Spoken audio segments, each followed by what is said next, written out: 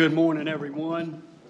I'd like to welcome you to the December the 7th, 2020 Dare County Board of Commissioners meeting. And at this time, I'd like to begin our meeting, as we always do, with an invocation.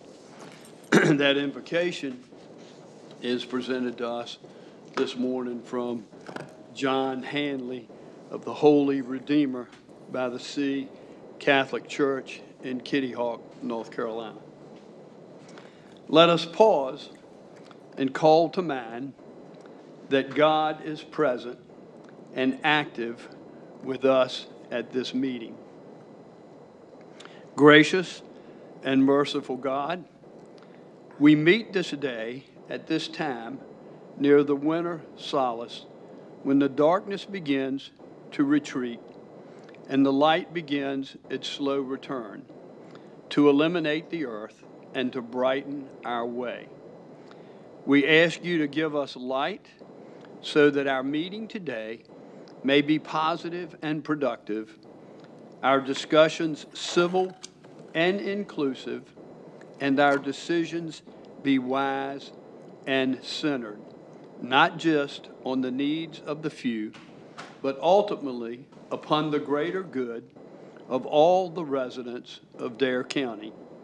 To you, who are the source of light, justice, and peace, we address our prayer with confidence, knowing you will grant it to be our benefit, but above all, according to your holy will. Amen. Amen.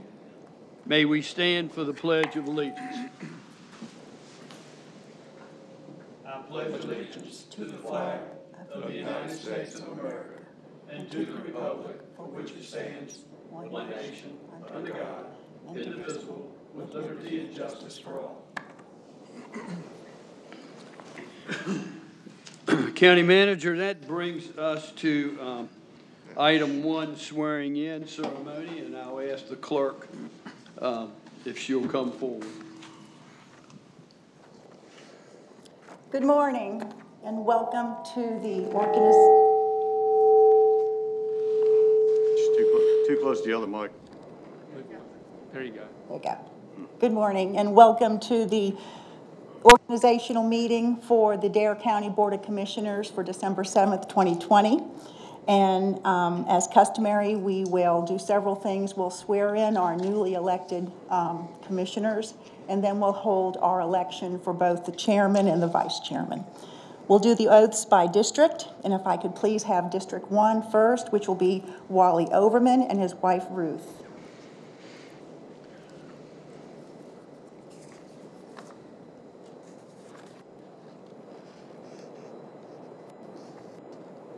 You want to stand over here?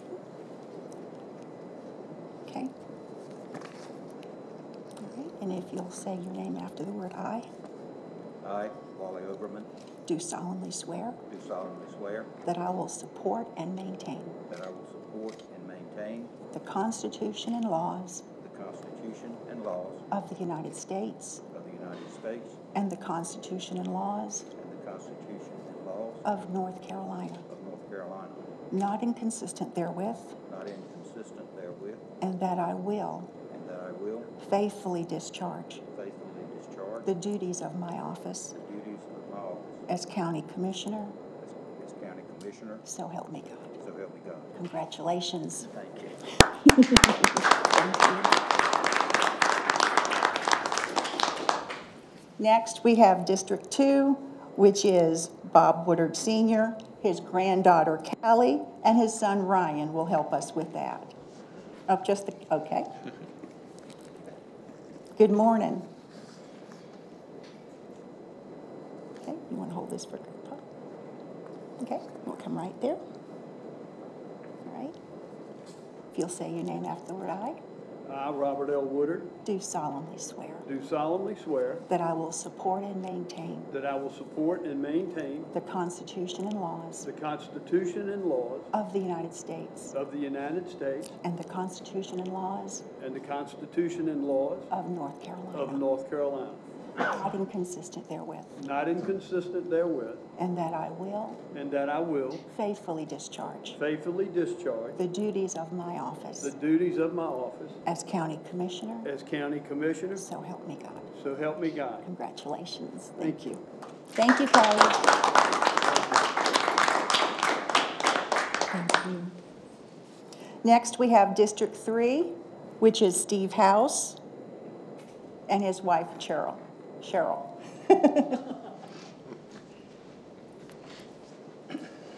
Thank you.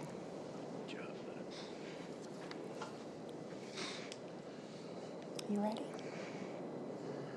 There we go. Say aye and your name, please. I, Marcus Stevenson House, Do solemnly swear do solemnly swear that I will support and maintain that I will support and maintain the Constitution and laws the Constitution and laws of the United of the States United States and the Constitution and laws and the Constitution and laws of North Carolina, of North Carolina, not inconsistent therewith, not inconsistent therewith, and that I will and that I will faithfully discharge faithfully discharge the duties of my the office duties of my office as County Commissioner. as County Commissioner. So help me God. So help me God. Thank you. Congratulations.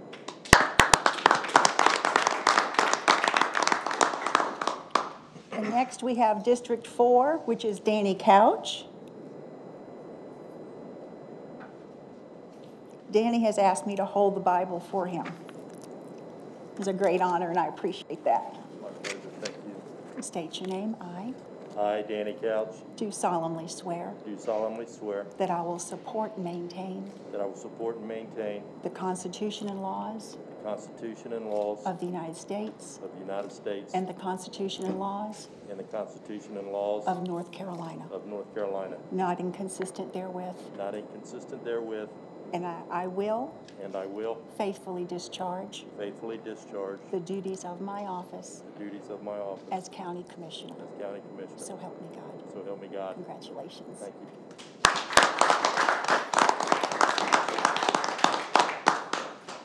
Now, normally we would have a pause and let everybody say congratulations, but of course we won't be able to do that this evening, or this morning rather, so send your emails.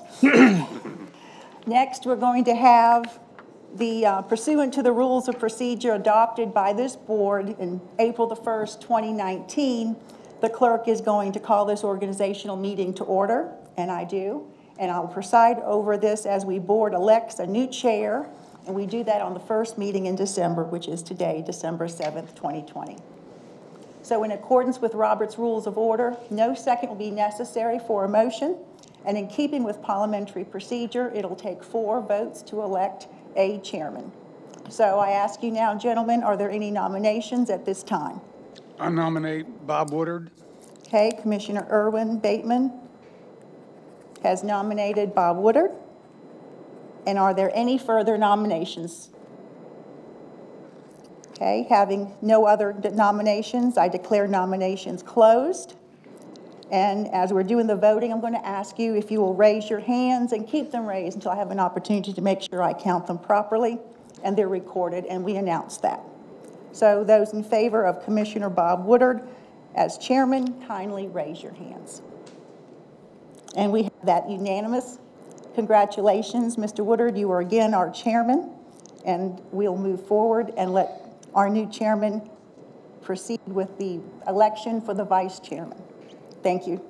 Thank you so much, Clerk, and thank you so much, Board, for your continued confidence in my chairmanship. It's very much appreciated. Thank you so much. That brings us to item 3, and that's the election of the vice chair, and also in accordance with our guidelines and rules that it will not require a second. It will require a nomination from the board. And at this time, I will open the nomination for vice chair of the Dare County Board of Commissioners. Is there any nominations? I'd like to nominate Wally Oberman for vice chair. There's a nomination on the floor by Commissioner Tobin to nominate Wally Overman as chair. Are there any other nominations at this time? There are no other nominations at this time. If you will, when I call for the vote, if you will raise your hand so the clerk can record this. it'd be greatly appreciated. Those in favor of Commissioner Wally Overman as vice chair, raise your right hand. Let that be recorded, clerk, as a unanimous vote for Vice Chairman Overman. Congratulations, Vice Chairman. Thank you. Thank you. Congratulations. Before you move into your next business, I believe Ryan had something he wanted to share with the board. Oh, absolutely. Well, Okay. By myself? Did you said no, you? I just wanted for you to let me know. Oh, I apologize. To be excused because I have to get this one back to school. absolutely. There we go. Thank you. All right. My granddaughter needs to get back to school, so thank you so much. Thank you, sir. That, County Manager, I'll turn that meeting back over to you. Good morning, Mr. Chairman. Congratulations to those of you who were sworn in and to Chairman Woodard and Vice Chairman Overman this morning. We're now at item 4 on our agenda, and that's the opening remarks from the chairman. Thank you, County Manager. Once again, this morning, I want to stick to one particular topic.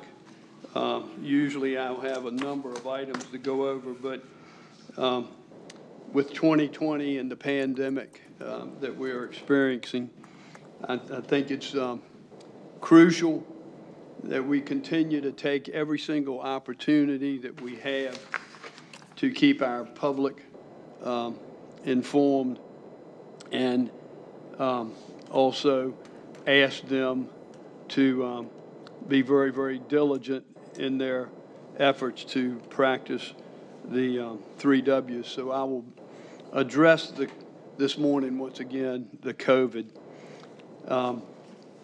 Since March the 1st of this year, these numbers are as of this past Friday. 1,133 cases in Dare County, 724 of which are residents and 409 are non-residents. Dare County remains in the orange category according to the North Carolina COVID alert system. Orange indicates substantial community spread based on case counts, percent of tests that are positive, and hospital impacts. The percent of positive tests to total tests in Dare County has continued to increase over the past couple of weeks and has the overall number of positive cases. This past week alone, the percent of positive cases was 7.17%. Even more concerning is that 33.5% of all Dare County COVID positive cases occurred just in this last month of November. Now, as a close review of the positive cases, Dare County over the past few weeks have indicated 4 major issues. The primary, and I say the primary way people are acquiring this virus is by close contact with an infected individual. 75% of the new cases, as I mentioned in November, acquired the virus by direct contact. These cases have been linked, once again, I've mentioned this last meeting, to dinner parties, church and youth group gatherings, weddings, funerals, birthday parties, work parties, lunch dates, and even sleepovers. The majority, 91%, of individuals affected with COVID-19 are symptomatic.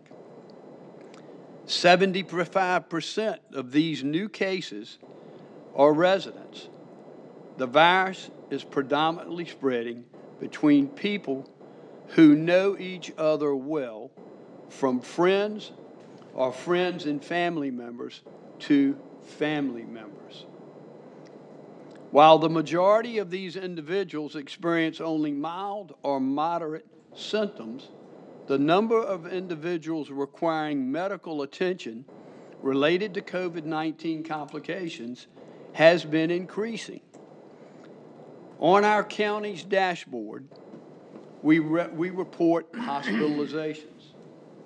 We also remain in close communication with the Outer Banks Hospital regarding individuals presenting to the emergency department with COVID-19-like symptoms, as well as individuals who go to the emergency department because of worsening symptoms related to COVID-19.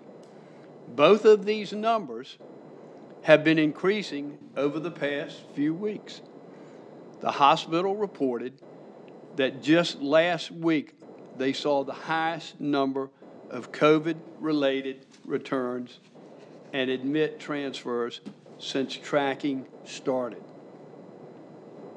Science is also showing us the greatest risk of acquiring the virus is by gathering indoors with individuals who do not live in your immediate household. If you choose to gather indoors with others outside of your immediate household, North Carolina now requires the gatherings to be limited to 10 or fewer people for all individuals to continue to wear a face covering. These requirements have been established based on the current data of how best to mitigate the spread of this virus. Our Health and Human Services Department have been working very, very closely with the state on our local COVID vaccine plan. Our plan, the county's, is contingent upon the vaccine allocated to us from the state. Currently, the first shipment of vaccines to our area will go to the Outer Banks Hospital for administration to healthcare workers directly providing care for COVID-positive or potential COVID-positive patients. Our health department will likely receive our first shipment in January, which will be provided to remain healthcare workers and high-risk individuals who have 2 or more chronic medical conditions. I once again plead to each and every one of you out there in the community to please, please do your part. Wear a mask, wait 6 feet, maintain 6 feet social distancing, and wash your hands often. Please be safe. Thank you. County Manager. Yes, sir. That leads us to item 5 on the agenda, which is public comment, and we'll wait just a minute to see if we get any public comment. Thank you, County Manager.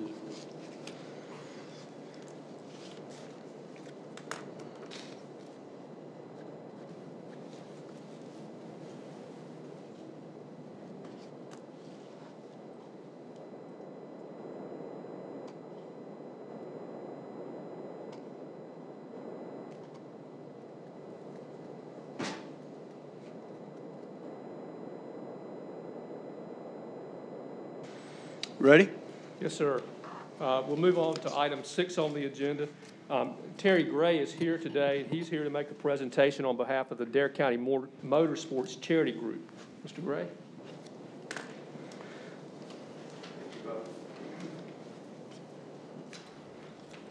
Terry, welcome this morning. Thank you, Chairman. I appreciate it. Thank you all for letting me come talk with you this morning. I do not have a video. That means I get to talk a lot longer. So I hope you all are ready for it. I'm sure we can find a video somewhere. You can find one. I wanted to start out by saying that, first off, our organization came together in 2016. That's when we first put the unit together. And we have had a lot of difficulties and growing pains, but this year was probably about the toughest year we've had. Our fundraising event in April, we had to cancel, which is a major fundraiser for us. But in true Dare County style, we had a lot of people in Dare County that have come forward. Mr. Chairman, we thank you for your generous contribution. And Commissioner Bateman, we thank you for yours from your restaurant. Things like that helped a lot. Commissioner House, thank you so much from the Jeep group. And all the rest of you that haven't bought your motorcycles yet, we'll wait to get that from you as well. But we appreciate your support. It's very essential to us to be able to utilize the Sheriff's Department. And again, we had an incident-free event. We had to move it to September. We did expand it to a 2-day event and tried to make up a little bit of ground. And we were able to come up with some pretty good funds. We had projected $50,000 was our goal this year. We fell short of that. We came close, but we did not meet the goal. In the 5 years that we've done the toy run, we had projected to be over $200,000 collectively this year. We fell short of that, but we were still able to come out with our head high. This morning, we wanted to come and make a presentation of appreciation to both Deputy Faulkner and to the Sheriff's Department and present them with a plaque. Now, the Sheriff and Deputy Faulkner couldn't be here. They're on other assignments. And the Sheriff indicated to me that I can leave these with the deputy at the door, and he'll make sure that they get them. The next item that I'm going to talk about is probably the biggest thing that we have to do, and that's to make a presentation to Miss Sandy from the Dare Center. And I'd like to have Sandy, if you could come up. This is a big check. She's actually gotten the other check. This year we were able to put together, a pretty good little purse that we were able to give to Sandy, and I think it's going to help out quite a bit. And on behalf of not only the toy run, but the citizens of Dare County, because they're the ones that brought this forward, we were able to contribute this year $21,000 to Dare County. You already got one, I'll give you another one. Okay.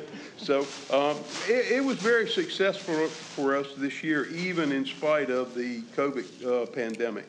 And we want to thank you for your support, thank the Sheriff's Department for their support, and Sandy, we thank you for your support. No, thank you for your support. So it's going to help a lot of children.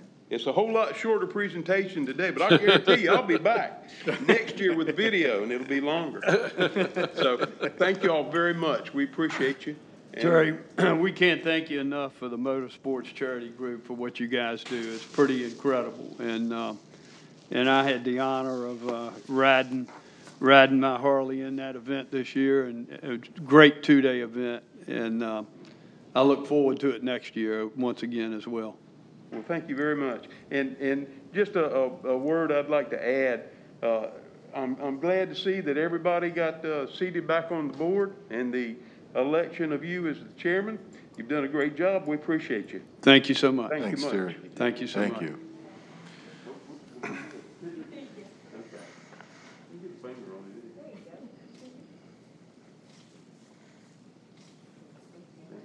Thank you, Sandy Pace, too. She is amazing. County Manager? Chairman, that leads us to item 7 on the agenda. This is a PowerPoint presentation from Katie Bell on behalf of the Community for Kids. Okay.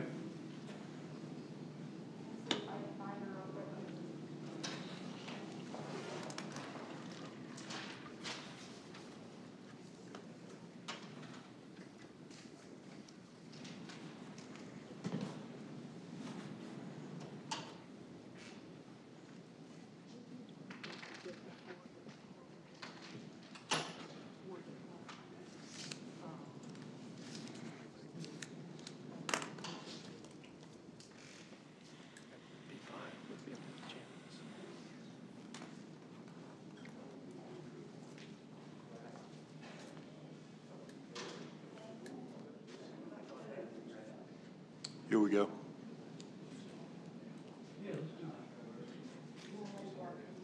The 4 of us?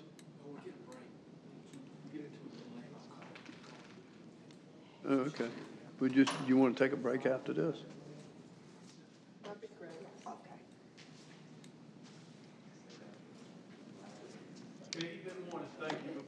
Good morning. Thank you so much for inviting Vicki and me to come speak to you. Vicki, all. thank you for being here. Good to see you. Thank you. Good to see you as well. So we love the opportunity to be able to talk about our organization. It's really kind of evolved from 2018 to where we are now. I have to. Will you be the clicker? Yeah. I don't know how to do that stuff.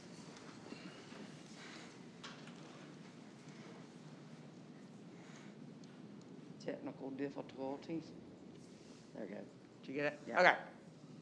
So our mission is essentially to provide things that will help, children overcome economic obstacles and thrive as individuals.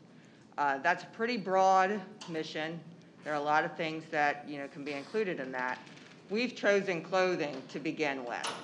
We hope to broaden that to other things such as art supplies, musical instruments, sports, but we feel that, you kind of start small and grow it as appropriate. The biggest thing by doing that, we're hoping to create a confidence in a child. So when they're walking through their school doors or they're entering on the sports field, they're not worrying about, do I have a hole in my jeans? Am I warm today? They've got something that, at least one less thing they have to worry about when they enter whatever aspect of their community they're entering into. Our vision is it's actually more selfish on my part. I'm passionate about our youth having a desire to give back. So by allowing children to see that their community is behind them and offering them something, the next piece is, hey, guess what? You have the opportunity to give something back, whether it's holding the door for someone, being polite, to contributing your time if you're an older student, but instilling in them that every act that's positive benefits everyone in the community. And that's why we chose to start with elementary students. Start that going so that as they evolve into middle school and high school, they want to do that. Our board right now consists of, everyone on our board has a day job, but everyone feels passionate about helping our youth and improving our community. So it's a little bit confusing because you hear clothes for kids, that's how it started. But when we formed our 5013C this summer or last winter, we felt that community for kids really was a broader description of what we do. So think of us as community for kids, C4KOBX, with clothes for kids operating under community for kids. Thanks. We're having trouble with the clicker. We really do have an awesome community. I think that's, we've seen so many changes in Dare County over the last 10 years, and I think everybody can agree we're seeing a lot coming. But the one thing that stands out for folks that have been here a while is how willing everyone is to help each other. And our experience has, I've seen that firsthand, in addition to other ways, is how people came together to help us. We started by just collecting a couple of moms, collecting clothes to be able to distribute them to elementary students, winter clothing elementary students. There were so many people involved with that. Food for Thought inspired us. Their model was a good basic model. We created flyers that went into Food for Thought bags for children in the elementary schools so that they could see when their families could come and collect clothing for them. That was through Parks and Rec. We held events at Parks and Rec facilities. We couldn't have done that if we didn't have Surf Pediatrics, Kelly's Automotive, the Southern Shores Police Station, Southern Bank at one point, serving as collection points for people to be able to bring the clothes. Dare Challenge, they were huge in helping us get the clothes from storage areas to the events that we hosted, because they were only 2-day events, so you had to unpack it all, get it from point A to point B. Malcolm and Susan Fearing allowed us to have the storage facility that let us keep the clothing until we were ready to do the event. So many places provided fish boxes for us to put the clothing in, O'Neill Seafood, Will Etheridge Seafood, Fresh Catch. I'm probably leaving some people out, but you get the idea. Insane and Stumpy Point. Right. Those boxes. You're right. Insane and Stumpy Point.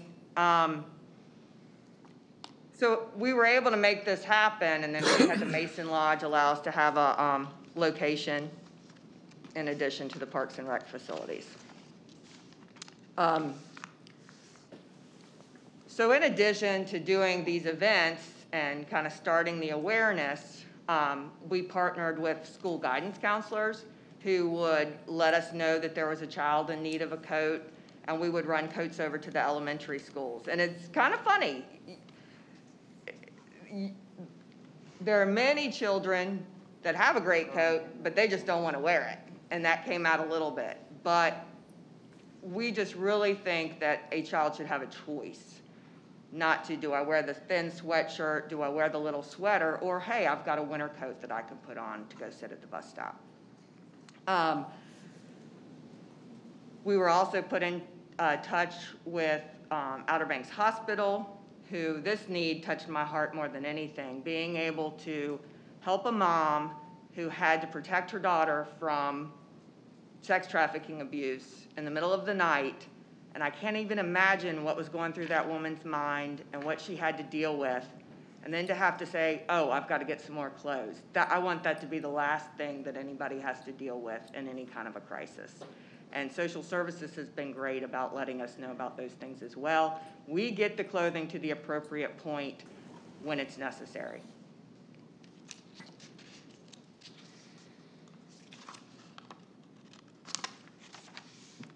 So now, in 2020, we've had a curveball thrown to us with COVID and the schools. And fortunately, every time we seem to have an obstacle, a door gets open. And Bobby Alton was tremendous in allowing us, and the board, allowing us to use the space that's within close proximity to Manio Elementary School. We can't do the events like we used to do, but I think it's going to be more powerful in that people will now be able to schedule an appointment, one family at a time, one person there to help facilitate the appointment.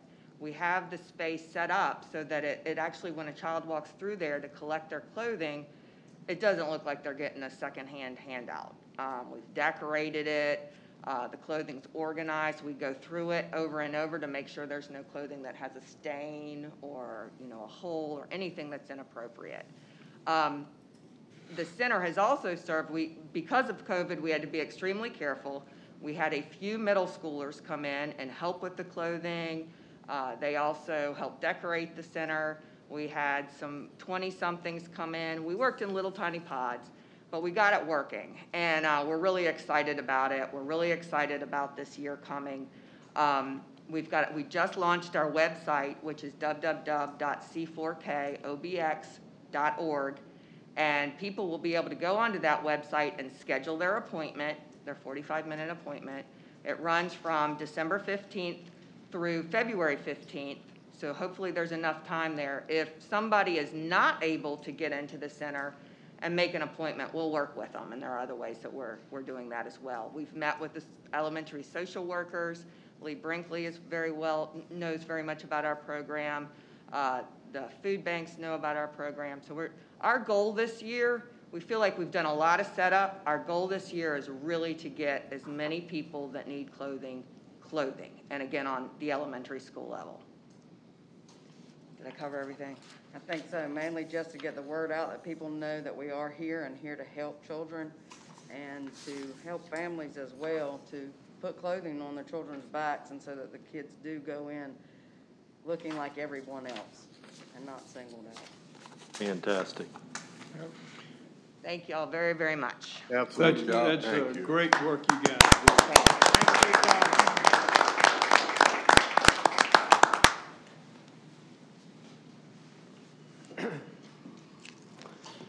Chairman, that brings us to item 8 on the agenda. This is the Waves Retreat Cluster Home Development, CUP, and Site Plan Review, and I'd ask Donna to come forward with that presentation.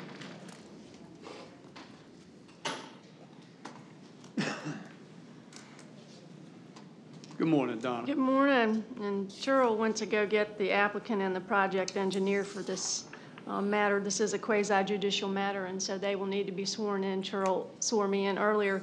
Mr. Chairman, I want to congratulate you on your reelection, and I want to say that obviously your granddaughter gets your fashion sense. The apple doesn't fall far from that tree. She looked very cute up here this morning. Thank you. And I'll let her get these guys sworn in, and then we'll start with this.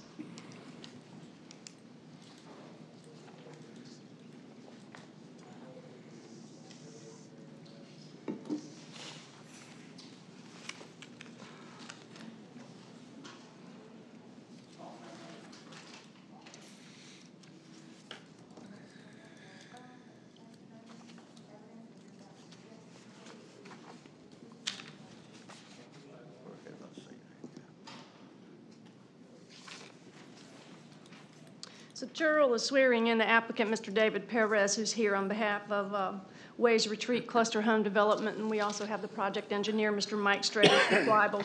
This is a cluster home development that has been submitted for property that Mr. Perez owns in Waves, North Carolina, and it is zoned S1. And you will recall that back a couple of years ago, we added section 2231.1 to the Dare County zoning ordinance to allow cluster homes developments as part of our essential housing initiative. And so this is the third project that we have to come before the board to take advantage of these standards under section 2231.1.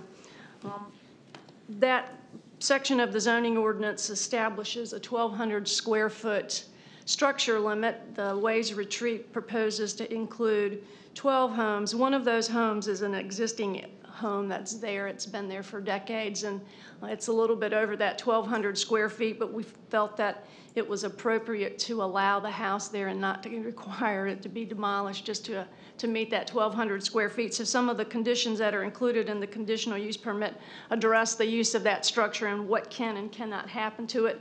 Regarding that 1,200 square feet, the driveway will be improved to serve as access to the site. One of the requirements is that the structures be occupied on a year-round basis or a long-term basis as defined in the Dare County zoning ordinance, and that's defined as a period longer than 31 days. That is included as a condition in the CUP. There is an approval period of 2 years for the homes to be constructed.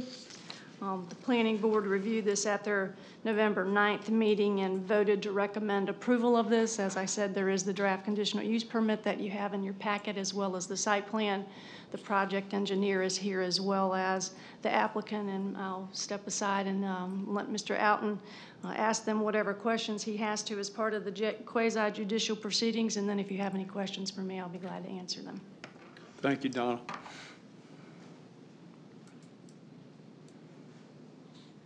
Mr. Perez, if you want to come up to the microphone, please, so Mr. Outen can ask you some questions.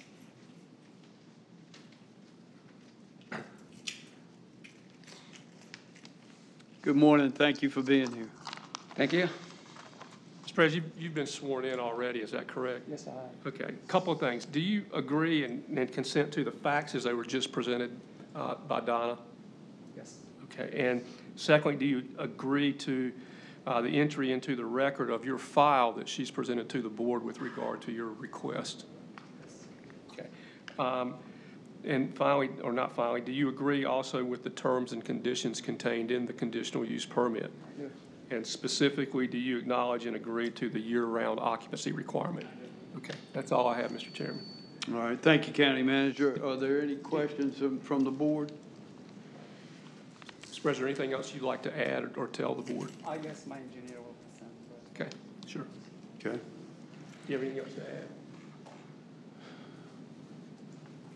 Nothing else to add other than to just make sure that everyone's good morning. Good morning. My name is Michael Strader. Thank you, Mike. Engineer with Quibble & Associates, the engineer of record for the conditional use application submitted before you this morning. Mainly just to remind you that this seems to be a very good cluster home development case that's in complete compliance with the county ordinance and all state standard rules and regulations.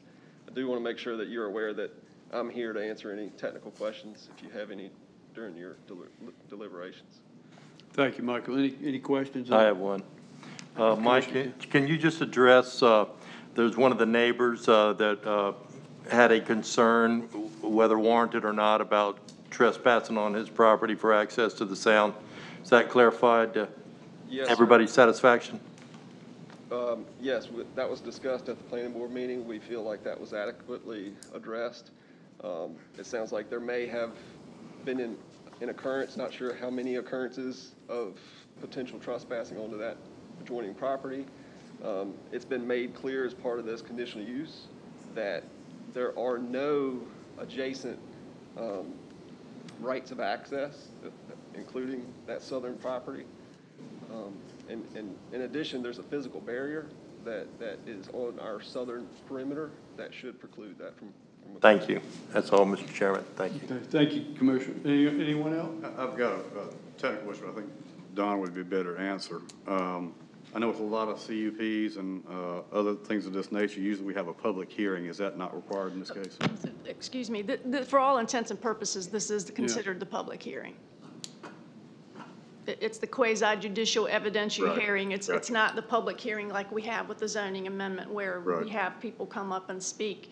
They have to have standing to speak and be sworn in, but this serves as that hearing, the review I just wanted to get that clarified. Yes, sir. A CUP doesn't require a public hearing. It just requires a hearing to put on evidence for you all to make a decision. And so if someone, as Donna said, had standing to put on evidence for another condition or something other than what has been proposed, then they would have that opportunity. Right.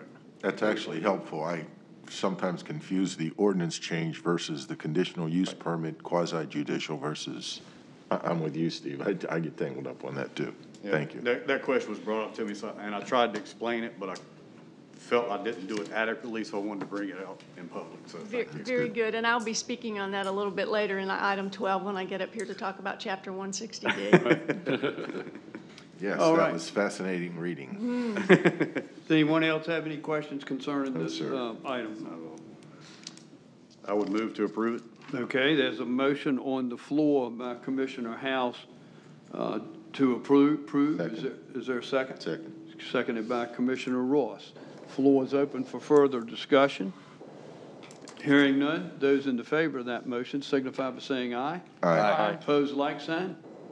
Motion carries unanimous. Thank you so much, Donald. Thank you, gentlemen. Mr. Chairman, item 9 is a public hearing on the Series 2021 limited obligation bonds. In the notice of hearing, there are the uses that are going to be made for the COA project, the high school project, and some other capital needs of the county. And with that, we would open the floor for that public hearing and wait just a minute to see if we get any responses. Okay.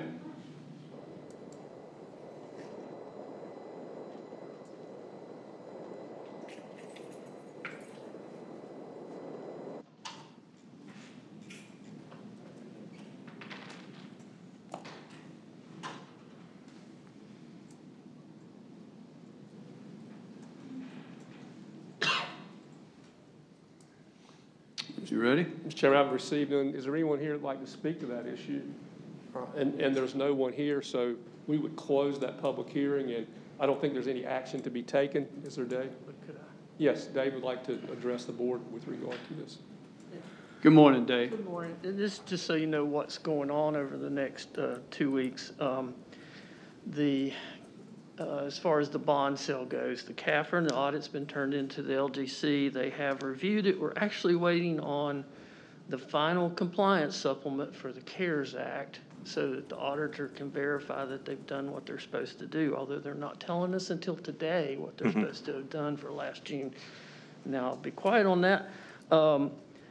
I'll send out document drafts this week, including the second draft of the preliminary offering statement, and I meant to grab one to show you, but please at least, I want to say this right, please take a glance and look at the offering statement because this is a public bond sale, and this is what we're putting out per SEC regulations as far as our information goes. The underwriter council and myself, hopefully we'll finish that second draft today. We've got an LGC document review sometime this week. I think it's on the 10th. Our rating agency reviews are on the 15th and the 16th.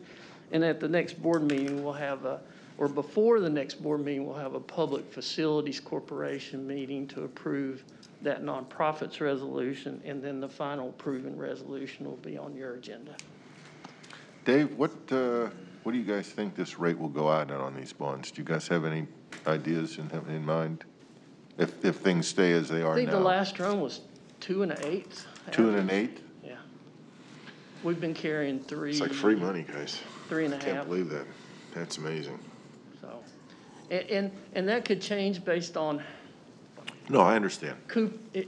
Right now, the institutional buyers want higher coupons, so we'll give them right now the structure's showing that they buy at a 5% coupon payment. And then they'll pay the premium.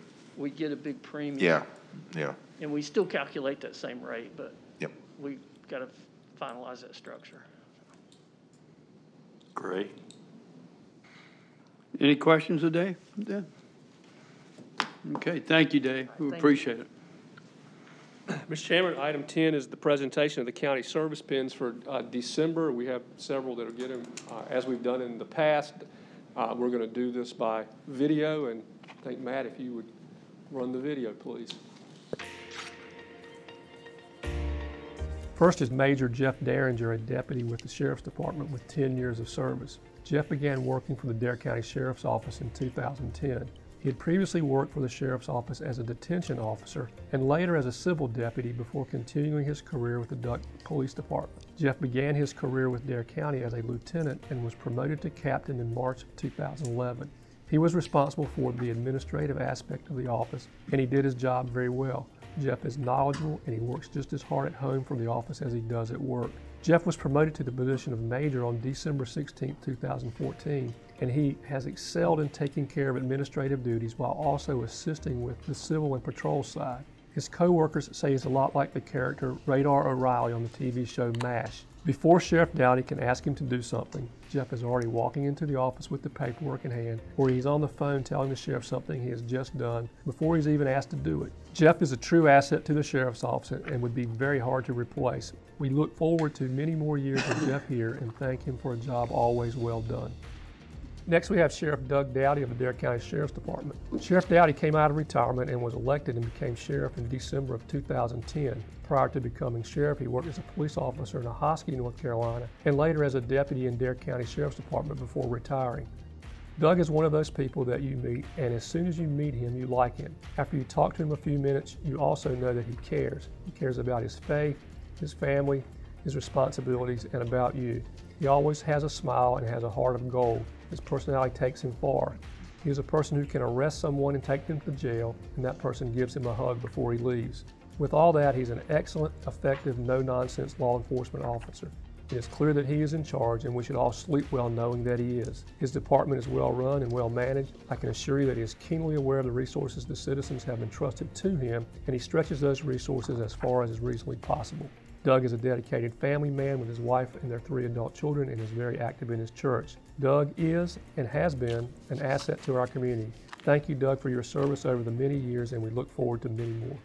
Next, we have Jill Liverin. Jill's a public health nurse, too, for the Dare County Department of Health and Human Services, and she also has 10 years of service. Jill is a Baby Links nurse for the Dare County Department of Health and Human Services. Baby Links stands for Loving Infants, Newborns, and Kids. She provides support to every new mother and her child from birth to age 1, empowering them to be healthy, secure, and ready for success. Jill makes home visits to new mothers and infants, providing nursing assessments of the mother and newborn as well as follow-up when it is needed or requested by the family or physician. She offers breastfeeding support and parenting support as well as education for both. Jill provides the coordination of other services and referrals to community resources as needed for Dare County citizens.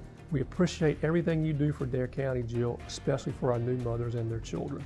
Next is Eric Portilla. Eric's a senior custodian at the Dare County Center. He too has 10 years of service. Eric is an awesome team player. He is patient, kind, and caring. He loves to help people. He's the only guy on a team full of women, and he handles that job very well. Eric is helpful to all of his co-workers, and he is constantly pitching in and doing the heavy lifting for lots of special events and activities. He also helps out with the nutrition program and delivers meals regularly to Dare County's homebound clients. Eric is a huge part of the success of all programs and activities at the Dare Center. He also serves a vital role as the interpreter for the large Latino population the center serves in many of its programs and activities. This helps the Dare County Center to better serve the community without having to deal with a language barrier. Thank you, Eric, for your service to Dare County. Next, we have Elizabeth Riley, the Dare County Human Resources Director, who's receiving her 10-year pin. Elizabeth was hired as our HR Director in 2010. She came to us after having worked in the HR department at ECU and for several years as the HR Director of the town of Kitty Hawk. I remember when Elizabeth was interviewed for the HR Director position. After the interview, the HR Director and I almost simultaneously said, "This is the one. She has it." What is it? It is the knowledge and experience to perform the multifaceted role of HR Director, where you're a psychiatrist one day, an accountant the next, a friend, a resource, and the list goes on. It is dedication and loyalty to profession, to the county, and most importantly to the well-being of the employees of the county. It is teamwork as she works with 16 departments, 750 employees, hundreds of retirees, and numerous outside vendors every day to be sure all are treated fairly, that everything is in compliance, and that we are up to date in a rapidly changing field. And it is maybe most importantly, sensitivity, empathy, and caring for each one of our employees. She is often the shoulder they cry on, the friend that is needed, the problem solver, the voice of reason, and yes, at times, the disciplinarian. But in all cases, she has the best interest of the employee and the county in mind, and she truly cares. She performs these functions with a smile and with humility, and is a tremendous asset to the county. Thank you, Elizabeth, for having it and for your 10 years of service to Dare County. I look forward to many more. Next, we have Sergeant David Seffel with the Dare County Sheriff's Department. David has 15 years of service. Dave started with Dare County Sheriff's Office as a road deputy and has spent most of his time in the Hatteras Island District. He works hard and is a dedicated employee of the Sheriff's Office. For many years, Dave was a canine officer and his partner was named Rico. They rode many a mile together. His co-workers put a slab in Dave's yard for Rico, and Dave built the dog a shed that had air conditioning in it for the summertime. Dave was rewarded for his hard work and promoted to sergeant in August 2017, and he's done a great job in his supervisory role. Dave has always looked after the people under his command, which comes from his military background where he served as a United States Marine. Simplify, David, and thank you for all your hard work to the citizens of Dare County for 15 years. We look forward to having David around for many more. Next, we have Deputy Dustin Walston with the Dare County Sheriff's Department, who also has 15 years of service. Dustin started with the Dare County Sheriff's Department as a road deputy working in the Manteo District. Dustin is easy to get along with and enjoys being around people. He enjoys his job very much and is always interested in trying to improve in what he does. About 18 months ago, Dustin went through the Highway Patrol Training Center Motorcycle Operations School. When weather condition allows, he operates the motorcycle on patrol. Dustin has recently changed assignments and is now a school resource officer. He has worked in Manteo High School and is now working in First Flight Middle School. He's done a wonderful job with students and parents alike. Dustin is a well-rounded officer, and we thank him for his service and look forward to good things in his future. Congratulations to our December Service Pin recipients, and thank you for all your dedication to our community and for your continued service to Dare County. Hear, hear.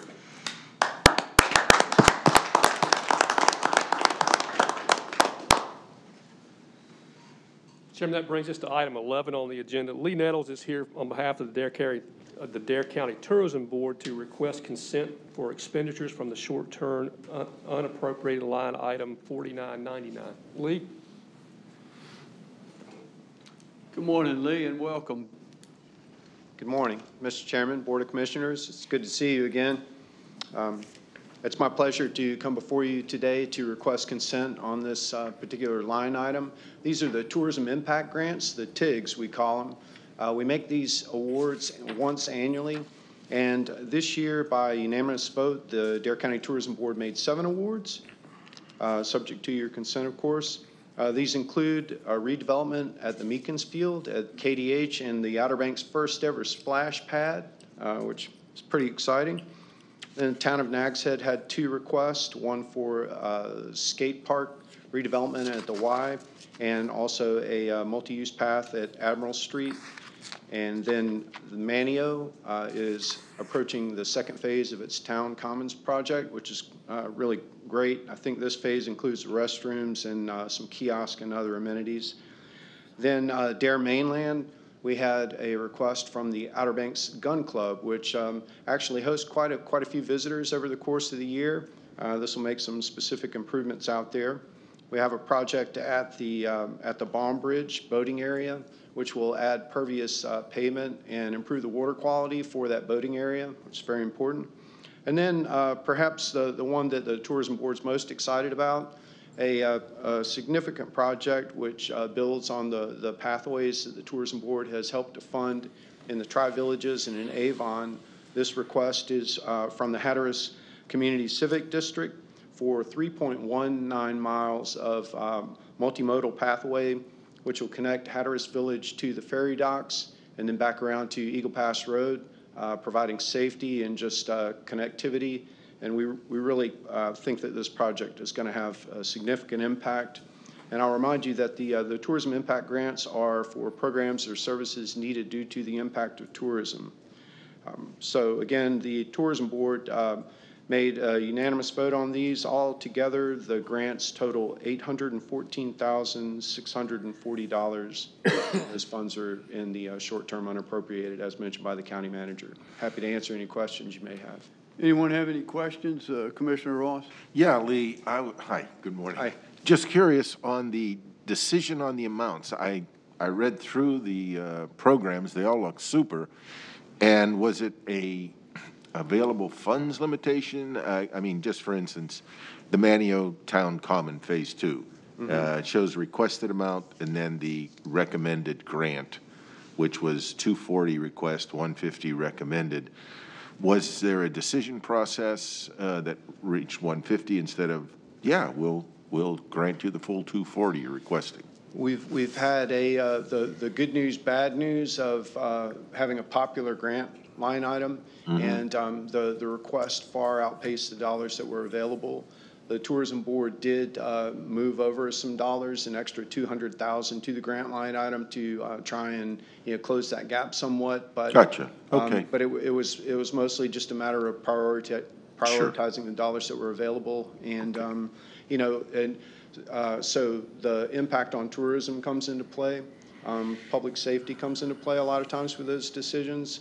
And then just, like some of the smaller ones, the out-of-pocket is lower, so it's easier to address that full request without kind of compromising what's available for the others. But in this instance, they really tried to, they gave a higher priority to that Hatteras Village project, just understanding the significance of it over the long term. Okay. Thanks, Lee. Sure. And all these dollars are paid on a reimbursement basis, by the way. Right.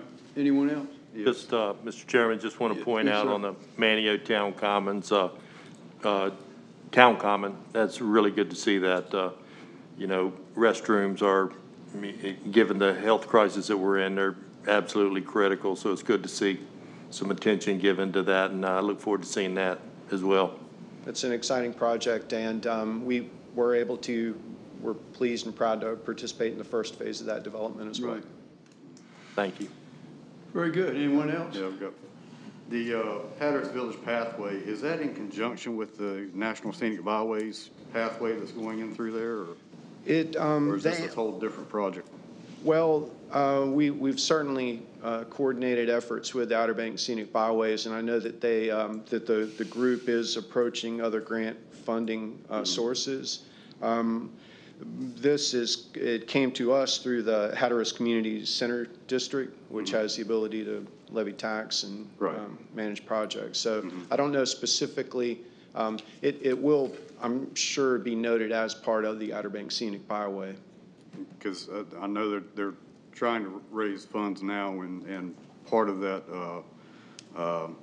the tax change to the community center was part of that, to get that National Scenic Byway pathway put through there. So I was wondering if this was in conjunction with that, or is this a totally different project, and how that would weigh in. Also, the project with the Baum Bridge boating area. Yes, sir. And that is a state-owned property, but yet do you have a nonprofit group that is going in to do that project? Yes. And that would not be considered maintenance or on the boat, on the property, or it's just a new project? Yes, it's considered a new project. It's, as I understand it, taking up asphalt and putting down pervious pavers and that grid that'll help with the water quality down there. Okay. And with the Outer Banks Gun Club, with the effects of tourism, do we have that many tourists going to the Outer Banks Gun Club, or is? Yes, you can purchase daily memberships, and and they do a good job of tracking those numbers. So Gotcha. Yeah, they're a lot. They're really I can bring you some. I was just these are questions that numbers. were brought to me, but I kind of figured, but I just want to get them on record. So. Yeah, the gun range has actually been monitoring people who come out of county, out of state, and for the last 2 years, started about a year and a half ago or so. Okay. So those numbers are available. Cool. Makes sense. Just one more amenity we can offer visitors to our area. Huh? Hey, Steve, some clarity on the Hatters Community District project. That's part of a project that was basically tentatively designed back in the 1990s, and these folks have been waiting that long to get something down in Hatters. I fully understand. Yeah. I'm on the Byways Commission. That's why I know. and this was not brought to us, so I'm trying to figure out if it's the same project or a different project or whatever. But I am well aware of the need of that multi-use pathway through Hatters. I make a motion we approve all as submitted. Second. All right, there's a motion on the floor by Commissioner Bateman for consent for the expenditures totaling $814,640 for tourist impact grants from a short-term unappropriated line fund, and it's been seconded by the Vice Chair. Any further discussion? Thanks to the board, to Dare County Tourism Board. Yeah. Any further discussion concerning the motion? Hearing none, those in favor signify by saying aye. Aye. Opposed, like sign. Motion carries unanimous. Lee, I believe, if my memory serves me correct, this latest approval will take the Visitors Bureau over $10 million that they've put back in the community for short-term unappropriated funds, and that's phenomenal over the last 10, 15 years. It's come a long way since I was on that board in 2005, and I can't commend you guys enough for the amount of money that you have put in the community over those years, over $10 million. And please express our appreciation to your board. I will. Thank you so much, and we appreciate this board's support over the years, and it's great that tourism is able to make these contributions back to the community over the long term. So thank you for recognizing that. Absolutely. Thank you. Thank you. Take care. Thank you. County Manager? Yes, sir. Mr. Chairman, item 12 on the agenda. A couple of legislatures ago, the legislature required local governments to make modifications to their local ordinances to comply with the new Chapter 160D. During that time, Donna and her staff have been working on that, and she's going to come up now and sort of tell you a little bit more about that and give you an update on where we are. There'll be no action for you today, but we didn't want to spring it on you after the first of the year when it's all done and you not know what's coming. So, Donna. Donna, welcome back. Yes, sir. As Mr. Outen said, 160D is a big undertaking, and it's the North Carolina General Assembly adopted and combined the enabling legislations for county governments and for city governments. They were previously separately, and there were a lot of inconsistencies, and so they took it upon themselves, and it was a very lengthy process to combine all that, and that's been combined into what is known as 160D. And as a result of that, there are the need to update the county land use ordinances for consistency with that Chapter 160D. It will require a lot of amendments to the zoning ordinance predominantly, some changes to the subdivision ordinance, some changes to the ordinance that sets forth how the planning board is appointed and functions, and how the zoning board of adjustment is appointed and function. So in 2021, I'll be standing up here with a long laundry list of amendments. Mr. Outen said when Donna gets that finished here in January, well, yeah, Mr. Commissioner Ross had mentioned how exciting it was to read it. I can assure you that writing it is just as exciting as reading it. It's true. So a lot of it is very technical. Some of it is not. Some of it does involve some new ordinances or some pretty extensive revamping of some of our ordinances. The one change that will take an adjustment on the language that we use is the change in conditional use permits. I stand up here all the time and talk about we're approving a conditional use permit. One thing that Chapter 160D did is legislate that local governments can't use any other terminology other than special use permits for what we've previously called conditional use permits. Some governments called them conditional use permits, some called them special use permits, some called them special exceptions, and so now they're telling us we want it to be called a special use permit. So that requires us to go in and amend every ordinance or every district that we have in our zoning ordinance to take out that terminology and replace it with special use permit. So that will require a challenge on my part not to use a term that I've used for 32 years and start using special use permit. So that's probably going to be the most challenging. It doesn't change the procedures that we do, it's just that terminology. And one thing that we talked on earlier when we were handling the Ways Retreat is the hearing process, and special use permits are considered quasi-judicial proceedings, and Chapter 160D has very specific standards on how you do this and how you do that. And so we will need to update our ordinance, our zoning ordinance, so that those procedures are spelled out better than they are now.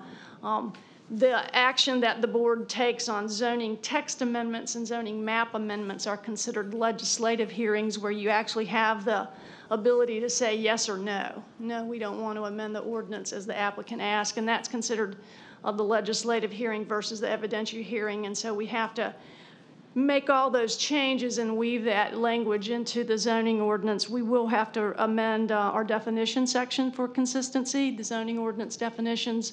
There will be some changes to the subdivision ordinance. Way back when we amended our subdivision ordinance to allow minor subdivision and minor exceptions, we included a condition in there that those subdivisions be linked to a standard for a 4-bedroom home, and we were not going to be able to have that 4-bedroom home. The Chapter 160D is very specific that you can't limit the size of a home or limit the number of bedrooms. So we'll have to take that language out. There are some standards in there about conflict of interest, and those standards will be applied to advisory boards now, the Planning Board, the Zoning Board of Adjustment, as well as the elected board, as well as the staff that makes decisions on administrative site plans and building permits and whatnot. So we'll have to include those procedures in there. There is we have a vested interest ordinance now that's probably 2 or 3 paragraphs that will have to be expanded. We will need to update our development ordinance, our development agreement ordinance, so that it's consistent with the state regulations. And looking at my note, that seems to be the most. We'll have to update our cell phone tower regulations. Other than that, as I said, they're pretty much technical in nature, but they are, it's a big project, and so I'm trying to work on that as time allows. But in discussing it with Mr. Alton, I didn't want to come in here in April and have all this dropped on you without there being any background on it. So as I proceed forward through this and the bulk of it, the work is done, and I have a better understanding of how many public hearings we need, I may bring it all in one, I may break it up. It all depends. I'm still drafting some of the ordinances. I'm trying to establish what's going to be the best process. And so that's pretty much it. As Mr. Alton said, it's no action today on the board's behalf. I'll be glad to answer any questions you may have. We just wanted to brief you so that you could be expecting to see me a lot in the first part of 2021. The vice chair has a question. Yes, sir.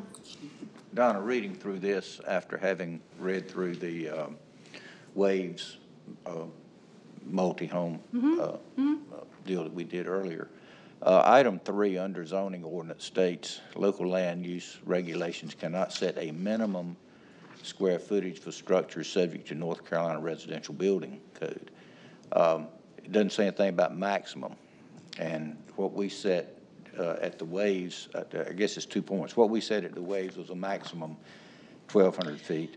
And I guess what I'm asking is there anything that was done with the waves approval that is subject to change as a result of this? No, sir. It's very specific under Chapter 160 that those quasi-judicial permits like that if the applicant agrees to that condition, then it's fully legal for us to have that requirement. He stood here, he agreed to that condition, so there's nothing that's inconsistent with the state law versus us having a blanket ordinance that said you can't build a house that's over 5,000 square feet, let's say. That's different than what the applicant or the developer agrees to as part of that special use permit process. It's a very, very different, and it's legal for us to have that requirement. To do that, okay. Good question, though, Right. but it is legal because he's agreeing to it. So if we had put a condition in there that he didn't like or that he didn't agree to, we would have to take that out, and Mr. Alton's getting ready to stand up. But part of that is that they also, in addition to us having him stand up here and say that, he signs the conditional use permit just like the chairman does. So there's that agreement that's there. And when does this take effect? They're already in effect. We have until July 1st, 2021 to get our ordinances up to date. Mm-hmm. Gotcha. The conditional use permit process, which is now the special use process, is a process where you declare a use and you put it in your zoning ordinance under that process. You can't say, no, you can't build your whatever. What that is designed to do is it's designed to have a hearing and evidence presented to you and say, if you approve this process on the terms that are in the ordinance, are there other things that need to be done to meet conditions in the community that come from the hearing, and you apply those conditions to that type of development to meet the community concerns? So if we tried to address a community concern that he or the applicant chose or didn't like or wanted to argue, then your burden then is to listen to it. If there's factual support to have that condition, you can put that condition in without the consent of the applicant, but you have to have a factual basis from the evidence, hence the quasi-judicial nature of this hearing and why people are sworn in, because you can only do it on the sworn evidence. Where there's no contentious issues, then you do it by consent, as we've done with most of ours. But it's all got to be according to state law. But it's all got to comply with. We can't impose a condition that the law prohibits. Exactly. Gotcha. Any other questions of Donna? Yeah, I've got one. What is a third-party downzoning? A third-party downzoning is if a third-party interest group came in and asked Dare County to change your zoning from commercial to residential. Okay. You know, when you go from a higher use down to a lower use where the number of uses are restricted, it's considered a downzoning. You could come in and ask us to do that on your own property, but your neighbor couldn't come in and ask that, or a third-party group, and previously that's been allowed in the enabling legislation. I've got one question. I know we're kind of still diving through it and trying to get all the ins and outs. But the part where it says no minimum size housing can be excluded, does that mean that we could now allow tiny homes to come in? You can allow tiny homes, and maybe minimum isn't the proper word, it's the maximum as well. You Right. can't limit the size of a house and trying to preclude the occupancy of the house. Yes, we could allow tiny homes if we wanted to, but most tiny homes are actually constructed as RVs. Yeah. And so, you know, allowing Plus that. they have to meet up the hurricane codes and all that. Currently, you can come in and build a small house as Right. long as it meets the building code, but we can't do anything that's less restrictive than the state law. Right. And so you could come in and build a 300 square foot house today as long as you met the building code. That's not what that's designed for. We had standards in the zoning ordinance as well as a lot of local governments that previously limited the number of bedrooms that you could have or tied the number of bedrooms to the lot size. And at some point, I want to say in 2014 or 15, the General Assembly said, local governments can't do that. So there's language in there that says you can't limit the number of bedrooms in a house or some other things like that were a result of lawsuits in areas such as Dare County where we have big houses. Yeah. Yes. Thank you. Anyone else? Just a quick one, Commissioner Donna. Ross? I'm reading that first sentence that Section 160D will now update and combine the various statutes on planning, zoning, and building codes. And as you know, I view you as our very experienced subject matter expert, and feels like we're about to pull you through the hedges backwards for a couple of months. Is this I gonna... felt that myself when I was trying to write that vested interest ordinance the other day. Mr. Alton's going to be the expert on that. My question is this really... So Donna has been to at least one, maybe more Yes, seminars on it. I've been to one as well. This was done as a collaboration between the school of government, the legislature, the development community, the real estate lawyers, and multiple other stakeholders, and it came about over a number of years. The bulk of this is just technical corrections in terms of what you all see day to day. It may be called something different, but the processes and the things that we do, for the most part, will be exactly the same. It won't change a whole lot about what we do in Dare County or the way that we do in Dare County. Again, more technical things, timing, hearings, nomenclature, those kind of things. There are a few things about minimum house sizes and some things like that, but not a lot.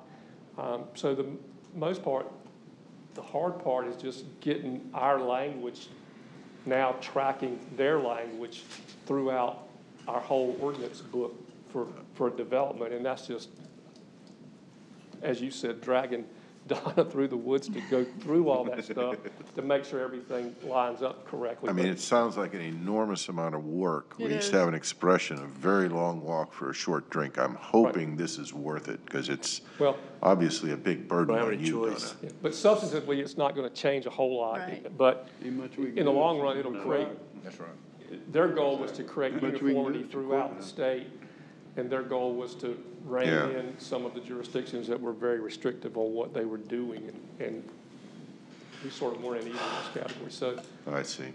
Okay. At least you got flood zoning behind you pretty much. Right. Fun never ends. We really right. don't have a choice, Commissioner, it's state. Yeah, I'm looking at, it was really a personal question, how much time and effort we'll place on Donna to accomplish a huge improvement, or It's what I get paid to just do. reading Yeah. it all Yeah. is, Yeah. it takes a Yeah, week. really. Yeah, so- I know. all right, thank you, Donna. Hopefully I'll come out on the other side unscathed. So. That's what we pay you the big bucks for. right? Thank you. Thank you, Donna. We're gonna take a 10-minute break, County Manager.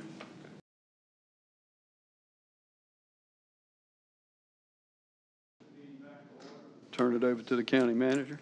Yes, sir, Mr. Chairman. We're at item 13 on the agenda.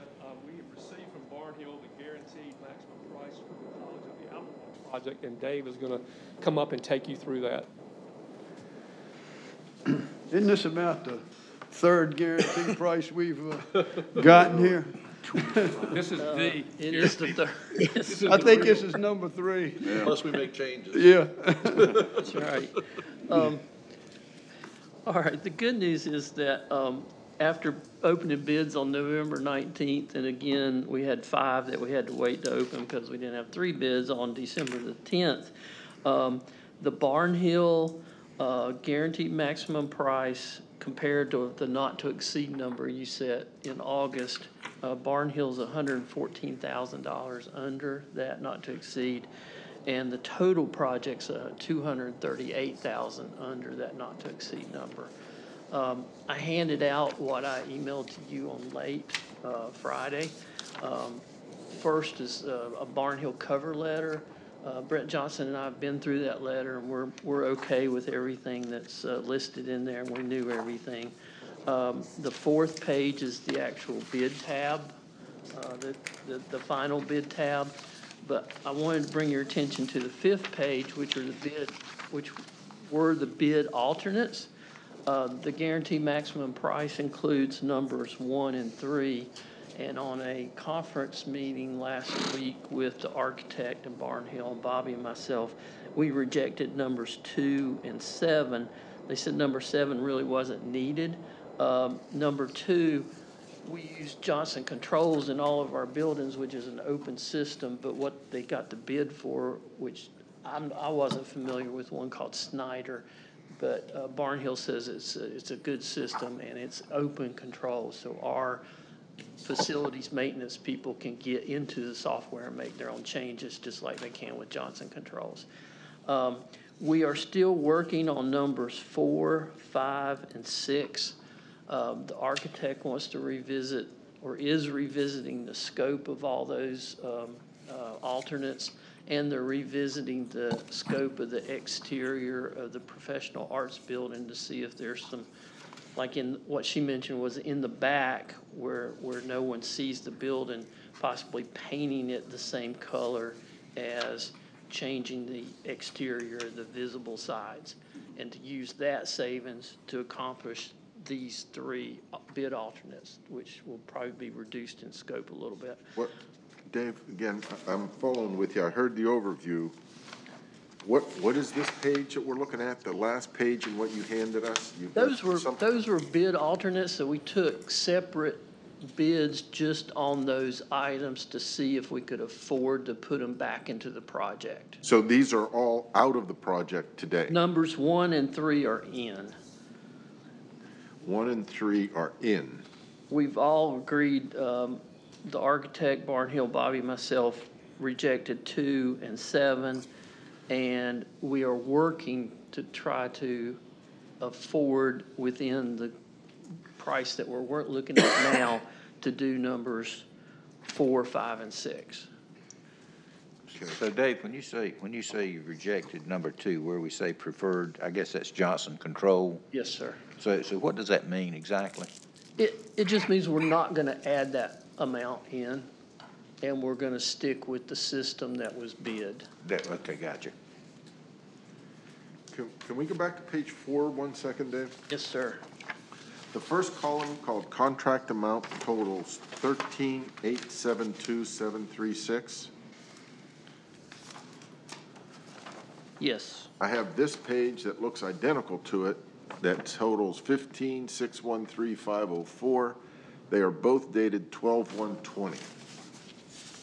Oh, he took out bid package 3100, which was the early site package, and in the first version he sent included the early site package. This version did not include it. And I guess I'm not clear on, we took it out, we put it in, we left it out. I don't know why Barnhill did that, to tell you the truth. I mean, what he was trying to do was make it comparable, because we had already done the early site package, yet they were including it in all these schedules. And the reason they included it was to see how we stood versus the budget in total. But he did take it out of this version that he sent late on Friday. So Dave, I got a question. I don't understand. Yes, because I'm lost. Take it out, we put it in, figure it out. It frustrates me because it's like I'm getting all the schedules and then you got a puzzle picture. Can you find where Waldo was taken out of the picture? I'm frustrated by that. Sorry. So the total, 16,054,537. Is that the total amount of the project? And on page 5, are they included or taken away from the total that you have on page 1? Page 4 already includes the amounts for numbers 1 and 3 on page 5. Is that going to change if you add number? What we're talking about is the answer to that being no. They think they can make enough scope changes on the professional arts exterior and enough scope changes on these other alternates so that it'll be a 0 change order. So why aren't we waiting for them to decide what they're going to do before we approve the maximum? So you all have a budget, and we've told them that we are not going 1 penny over the budget. The board will not, I will not bring to the board any more changes to the budget. And so we said, when you bring us the guaranteed maximum price, bring us a number that is within the budget that we gave you.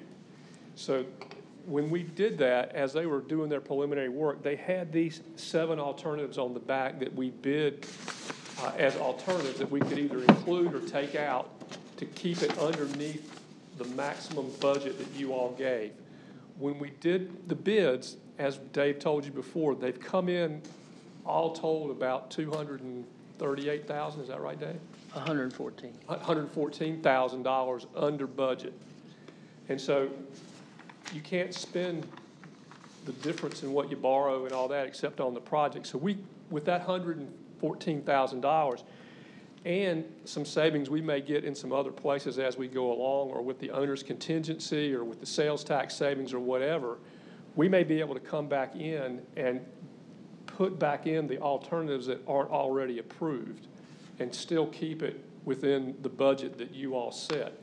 And so in order to allow them to get, and we won't know that for a while, but in order to allow them to keep going, we need to go ahead and set the price and tell them to start, and then they can start building. And then during the process, where we find savings or where we get to near the end and we have contingency left, we can start looking at what, if any, of these other 5 things that we took out can we put in. And actually, I think we put in 2. I think 2 of them we aren't going to do no matter what. And so we're really only looking at 3 of those alternatives as being possible and maybe even likely as we go forward. But if somebody asks me, what's the total project going to be, I'm very, very safe to tell them $16 million. Yes, sir. Yes, sir. Okay. Yep. And some change. Right. Okay. Which is the second page of the second handout, the other handout. Yeah, that's my other question, Dave. I've got these handouts that look identical, but they're not. So I want to, which one should I be tossing? The one I gave you today. So the single page is, we don't use that one. Correct. That's right. Because he did make Barnhill did make a revision to their number for insurance costs late Friday. But the single page here we do want, because that includes the earthwork. That's right. Not the one that's included in the handout. And then the second handout, that's what we're including. Can I find the 2 you called out, I believe, Dave, 214,000 under the guaranteed maximum price? Yes, the second page with the color down at the very bottom. 238,978? Yes. Right. So that's the latest and greatest. The total project. Okay. Right.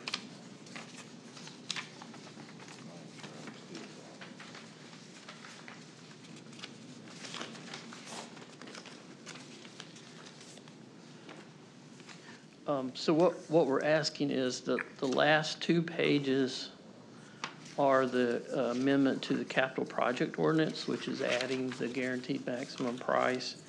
And for the first time, we're making an adjustment to owner's cost based on one of the costs that was under budget. For the first time, we're budgeting the commissioning cost, the utilities, which is mainly the electric installation and electric work, and the owner's contingency.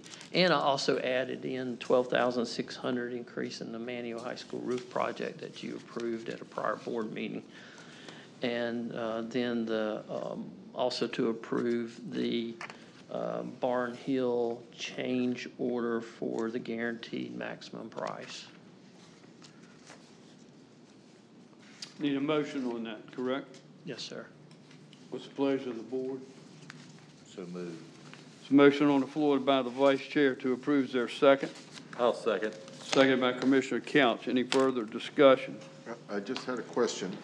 It says COA, Section 5, COA, $17,620,000, and Commissioner Urban just confirmed, or Urban Bateman confirmed it's $16 million, yet we're voting on $17,600,000. It's $1.5 million. They got 1.5 state bond funds from the state bond COA, fund, which we have to show in our budget. We're going to show our budget at gross. Gotcha. Okay. So, and that's in Section 4, the revenue section. So to Commissioner Bateman's question, that if If they're asking you what's Dare County got in it, then it's $16 million is what we're putting in. If they're asking you what's it gonna cost, then it's the 17 million, because we're adding to our 16, the 1.5 million that State COA is putting in. Yeah. Okay. All right, any other discussion? Hearing none, those in favor of this motion signify by saying aye. Aye. Opposed, like sign. Motion carries unanimous. Thank you, Dave. That happens when you got a project and scope of this size, and you got so many moving parts. You're going to have portions of the bid that you're going to rebid and redo. So it's, I know it sounds frustrating, but it's just par for the course on a project of this size. Yeah. So, but thank you for all that work, Dave. I know you've been working hard with Barnhill, and I appreciate it. County Manager? Yes, sir. That brings us to item 14 on the agenda, and that's the delegation of voting delegates to the, or the designation of voting delegates to the Association of County Commissioners Goals Conference. As you all are probably aware, each year the Association of County Commissioners meets, and all 100 counties meet, and they prioritize the goals, the legislative goals of the association, so that when the legislature convenes in February, they go up and do the lobbying for the goals across all counties for whatever priorities the group sets. We participate in that. I think last year the chairman and I went to that meeting. The chairman was a voting delegate from DARE to vote and speak to our issues and the things that we thought were the higher priorities. And so this will occur again in January. You all need to designate a voting delegate, and then you need to designate an alternate. If for some reason the voting delegate cannot vote, then you need the alternate to vote on behalf of Dare County. I'd move to make the chairman the voting delegate. There's a motion on the floor to appoint the chair as a voting delegate. Is there a second? I'll second. Is that Done. Ross. Commissioner Ross? Any further discussion? Hearing none, those in favor signify by saying aye. Aye. Opposed, like sign. Motion carries unanimous. Yeah, I plan on we usually go that in person, but we'll be doing that virtually this year in January. We need a motion for the alternate, and I would move that we appoint the vice chair. Second. The alternate. It's been seconded by Commissioner House. Any further discussion? Hearing none, those in favor signify by saying aye. Aye. Aye. Opposed, like sign. Mission carries unanimous. That brings us to item 15 on the agenda. That's an easement from the town of Nags Head. Town of Nags Head is doing a beach nourishment project, and there's a remnant parcel in the southern part of the town that really is washed away. It's not a buildable lot. We got title to that, and I don't know why, back in the 90s, but it's, again, it's probably not as wide as from me to the chairman, so it's just a remnant on the ocean front. They've asked us for an easement so they can build their beach nourishment project, and I would recommend that we do it, but I need your approval. Move to approve. There's a motion on the floor by Commissioner House to approve. Is there a second? I'll second it. Second by Commissioner Tobin. Any further discussion? Hearing none, those in favor signify by saying aye. Aye. Opposed, like sign. Motion carries unanimous. Item 16, we've talked about it several times, and this again is that Buxton Harbor piece of property. You all had said move forward with trying to dispose of the remaining piece, and we've got an offer for $20,000, as we talked about, for that remaining piece. In your packet is the resolution that you all have to adopt that allows us to advertise and move forward with that process. It is a bid process, so we'll move forward, say that we received an offer for the $20,000. Anybody that would like to up that offer by 5% can, and if they do, they become the highest bidder, and that continues until we don't have any more bids, and it's been sitting open for 10 days. But this is what we need to get started, and if you all approve this, then Dustin will publish the notice tomorrow and get the process going.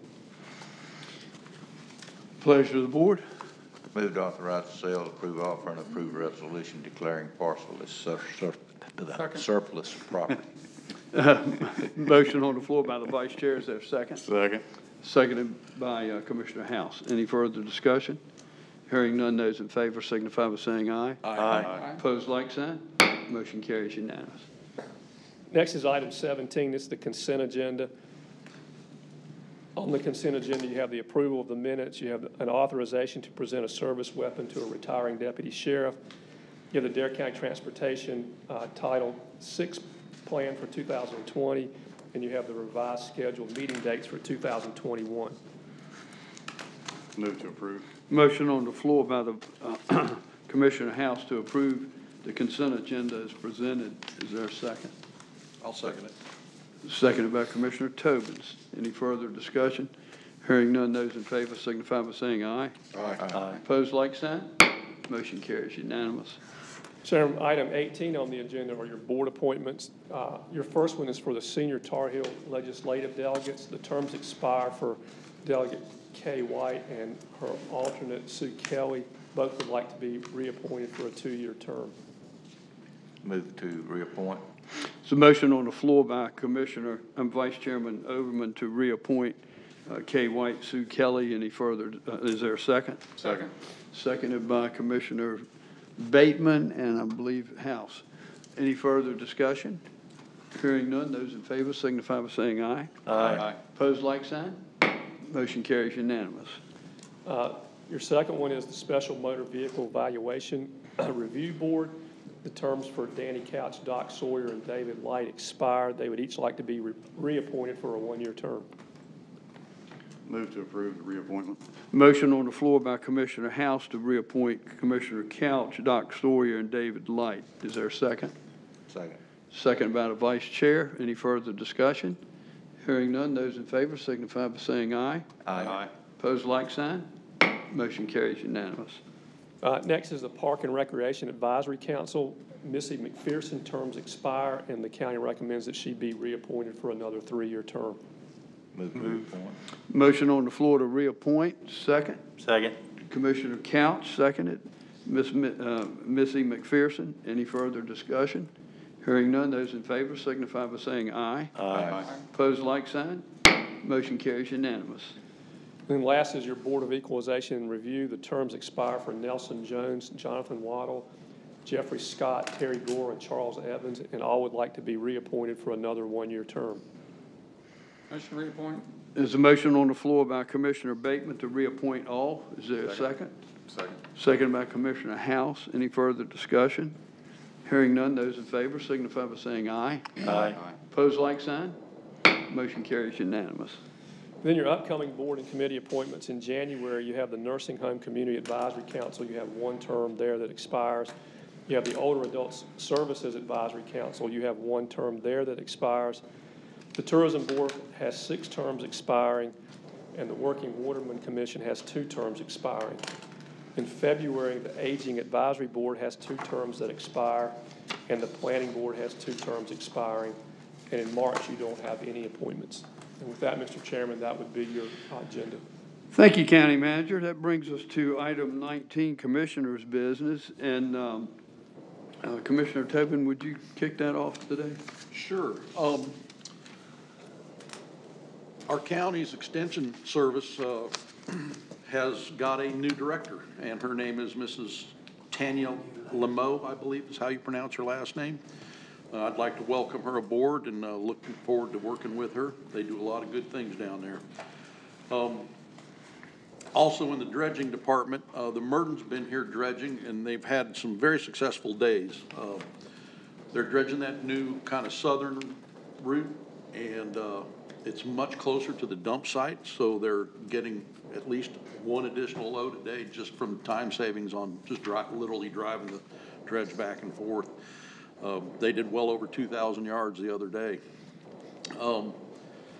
Also, the Coast Guard's been in the process of moving their navigational aids with the vessels that they have here. Some of those nav aids are too large, so they have to wait for a larger vessel to come down and move them. But we are getting that new route marked, which is really a good thing. Also along those lines, kind of a sad note, really, Roger Bullock, who's been integral with the Corps is retiring. January 2nd will be his last day, so I salute him, and it was really a pleasure working with the man. He's really a stand-up guy. And then on the construction of our dredge, the dredge is moving along good. We've got a pre-construction meeting is going to happen sometime this month, and they're getting very close to having all the engineering and stuff for computerized milling, so to speak. Yeah. It's amazing how it's done these days. And also, we've gotten the complete plans now from the Corps for the drag heads, which was kind of a fly in the ointment, but we do have our hands on those now. So things are moving along pretty good. That's all I got. Thank you, Jim. Are they trying to get to any specific depth in that new section where they're dredging? I think they're trying to get 10 foot right now. The new section that they're doing is not too bad already. Where they're having challenges is inside the west of the bridge. Right. That seems to want to be a pretty good shoaling area right there. They've been taking a load or two out of there every day, and so they're getting it down. And that's 10 feet at mean low water too. Right. Also, so it should be. It should, when they get it to 10 feet, it should be plenty for the trawl boats. Most trawl boats, not all. Right, I understand. And they're going to be here through when? They're supposed to be here up into January. Yeah. But as we all know, they kind of write their own schedule. Yeah, they're right. Yeah, I understand. It changes. It's very fluid. Well, thank you for that report. Commissioner Ross. Thank you, Mr. Chairman. Let me just be very brief and congratulate our sworn-in commissioners, Couch, Overman, our vice chair, Chair Bob Woodard, obviously, and Steve House. Welcome, and that's great news, guys. Very pleased by that. Thank you. Number two, quickly, I'd like to just call out and acknowledge great work again by our finance team. I have been accused of being a little bit nutty because I sit and read the comprehensive annual financial report. No one's accused you of that? Yeah, it's a lot of nutty. And I enjoy it. I know that's weird, but I do. And you enjoy being called nutty, or you enjoy no, the report, the CAFR. You guys should take a few minutes and read it. There's good stuff in there. Anyway, Dave, and obviously our audit findings, Sally, Ernie, the whole team, an unqualified opinion. Again, great recognition, a superb team, yes, and outstanding financial results. So hats off, guys, and hats off to you, Dave. Great leadership and great team. Number three, one of the service pin recipients who I know, Mr. Eric Portilla, over at the Dare County Center, is a tremendous asset to this county, to the center, and I just wanted to throw in an additional well done and congratulations to Eric, because I know he does tremendous work over there for us and doesn't always get recognition, but I sure want to recognize him. And just in lastly then, sort of a message, we recorded them all today, earlier, briefly, and I would just say that mine did not include any free shipping, and there was no additional promotion if you use a code before midnight tonight. It was basically just an encouragement to stay strong, stay faithful, and have a Merry Christmas. So anyway, thank you, Mr. Chairman. Thank you, Commissioner Ross. Appreciate it. Commissioner Couch. Yes, sir. I know an occasional meeting I will bring to attention of the board the passing of community giants, so to speak, and my heart got a little heavy this morning. I know it was a long day. I was up well before daybreak and was just checking one of my social media feeds, but you may or may not be aware of the passing of Don Bridge, who was with the colony, came to us from the Lost Colony. He was highly involved in Theater of Dare. If you've been over to the Roanoke Aquarium, if you saw the role of the Buffalo City bootlegger that plays on the loop there, yeah, that's our Don. He was such a charming guy. He could from a theatrical standpoint, my daughter was in a couple of productions of Theater of Dare, and he could be, he was a critic, but he would do it in a charming way. He was such a mentor. Our arts community, as everyone knows, we have a very vibrant arts community here on the Outer Banks with music, art, of course, theater, and a little bit distressing. I'm going to have a little toast to Don Bridge tonight when I get out in front of my fire pit, and it's just kind of heavy heart there. Don Bridge, if you see pictures of him, you'll know who I'm talking about. I know everybody on this board has seen him. Absolutely. And that's all. Thank you. Thank you, Commissioner. Commissioner House. December 7th, 1941, a date which will live in infamy. The United States of America was suddenly and deliberately attacked by naval and air forces from the Empire of Japan. These words were spoken by President Franklin Delano Roosevelt in his address to the joint meeting of Congress requesting the 125th Declaration of War. That declaration of war was placed into vote on December 8th. In the Senate, it passed 82-0. In the House, it passed 388-1. Now, in this day and time of politics, usually if you have a person who doesn't vote your way on one particular item, you tend to discredit them and lead them down a path of not willingness to work with them. Well, that one person that voted against that declaration of war was Jeanette Pickering Rankin. She lived from June 11th, 1880 to May 18th, 1973. She was an American politician and a women's rights activist, the first woman to hold a federal office in the United States. She was elected to the U.S. House of Representatives as a Republican from Montana in 1916 and then again in 1940. While in Congress, she introduced legislation that eventually became the 19th Congressional Amendment, granting unrestricted voting rights to women nationwide.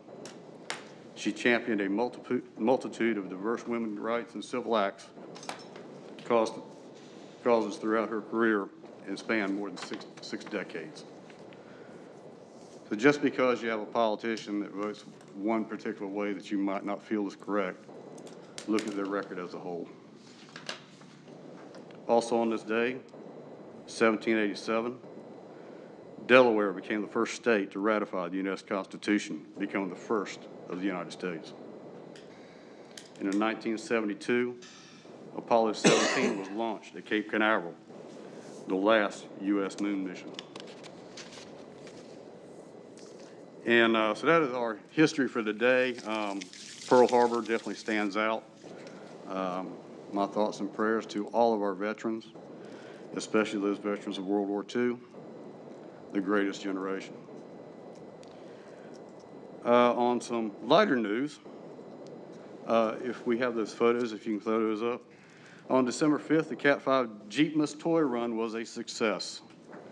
As part of the Dare County Motorsports Charity Group, the event raised over $1,000 in cash and countless toys for underprivileged youth in the area of Dare County.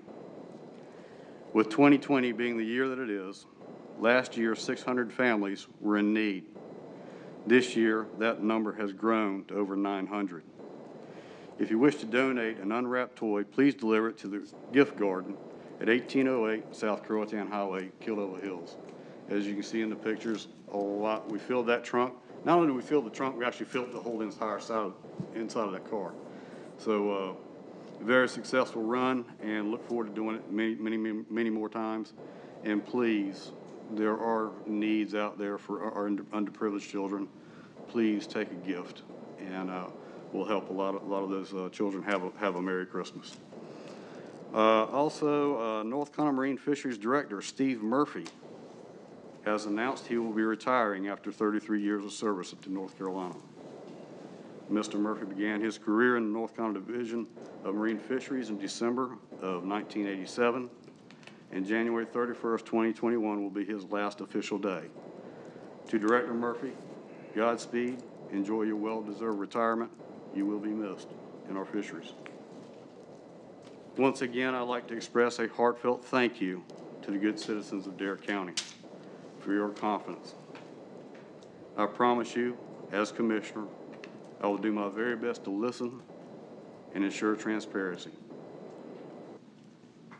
And also to all the citizens of Dare County, have a safe holiday season and Merry Christmas. Thank you, Mr. Chairman. Thank you, Commissioner House. Commissioner Bateman. Yes, sir, thank you. Yeah, I'd like to also congratulate all my fellow commissioners and so forth on their elections and so forth. I've told people all along that this board, it's a working board, and we gel really, really well. And it's my pleasure to serve with each and every one of y'all. Back on November 30th, I received a email. I think Commissioner Overman also received the same one. Some of you might not have, from Emily Ertz of the Recovery Court. And it referred to a gentleman who had been through the system. I'm not going to name his name because I don't want to throw his anonymity out there. But to prove that this works, this guy had been through the pits of life. So many things had happened to him, his own doing. Some responsible for, some not. But his life was in complete disarray. And the letter of support that he did for the Recovery Court showed truly that the system works. He has turned his life completely around. He now has a job. He's working. He has benefits. He's buying a house. It's what the program is truly about. It's what recovery's about. And I read the letter, and I just got very emotional inside because of the fact that his life would not have been changed if it had not been for that Recovery Court, which this board funded. He'd been in jail. And so each of y'all, thank you very much for all that y'all did on that. Because as we said before, changing lives one at a time is what the Saving Lives Task Force and the Recovery Court's all about. So thank you. That's it. Absolutely. That is such inspirational to hear that we're affecting somebody's life in a positive way. And there's also I think we have 18 in the system now. Right. And they come in front of the judge, and they're there, and they say what their problems are, and they're dealt with, and they work it out. That's great news. Thank you, Commissioner. Thank you, Irvin. Let me just add one thing to that. Absolutely. I think it would be a good thing, and it's something we thought about for a while, but to have Emily come to the board meeting and give us an update sometime in the first quarter of next year. We'll have her come in, and I'm going to ask her to contact this individual and see if he would come do a testimonial. Yes, sir. And he may be interested in doing that, and he may not. But at any rate, we can see about that. The letter was very powerful, and it's what it's about. Yep. Very good. Excellent idea. Yeah. Thank you, Vice Chairman. Get out of this infernal thing. Maybe I can talk. I'd like to say thank you for the appointment to Vice Chair, guys. I really appreciate it. And I'll continue to work hard for this board and for the people of Dare County. I really do appreciate it. I'd like to say congratulations to all the service pin recipients, accounting for 80 years of service to Dare County. Once again, a stellar group, and we're just so fortunate. I also like to thank Terry Gray for the motorcycle toy run T-shirt.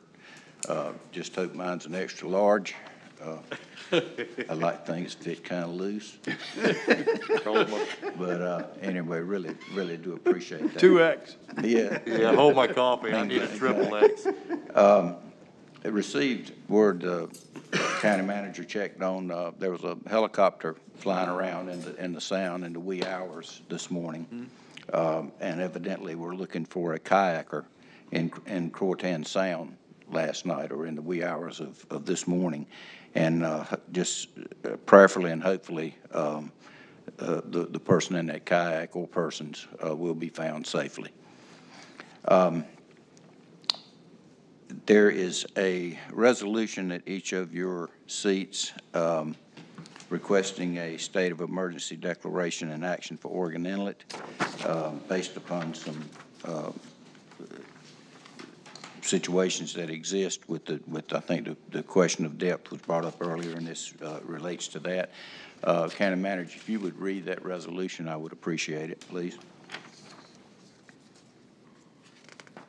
This is a resolution requesting a state of emergency declaration and action for Oregon Inlet. Whereas the federal specification for Oregon Inlet Channel is 14 feet deep by 400 feet wide. And whereas this specification has rarely been achieved for extended periods over the last 20 years. And whereas this depth is crucial and mandatory for commercial fishing trawlers. And whereas, based upon the Moffitt and Nichols study of 2014, commercial fishing and related seafood packing and processing would account for a yearly economic impact in the millions of dollars given a fully opened and stabilized inlet. And whereas literally millions of dollars of seafood are being taken out of state docks, depriving North Carolina of revenue, employment, and socioeconomic security, and subsequently reducing the year-over-year quotas for North Carolina-based fishermen. And whereas due to the continuing pressures and regulation of the estuary fishery, ocean-caught species take on additional significance in the seafood industry, making Oregon Inlet access even more critical. Whereas there was once 9 fish houses in Wanchese to process the catch from commercial vessels, providing employment to hundreds of workers, and because of the inability to keep Oregon Inlet open to the trawler fleet, there are now only 4 fish houses with barely enough product to sustain themselves due to the condition of the inlet.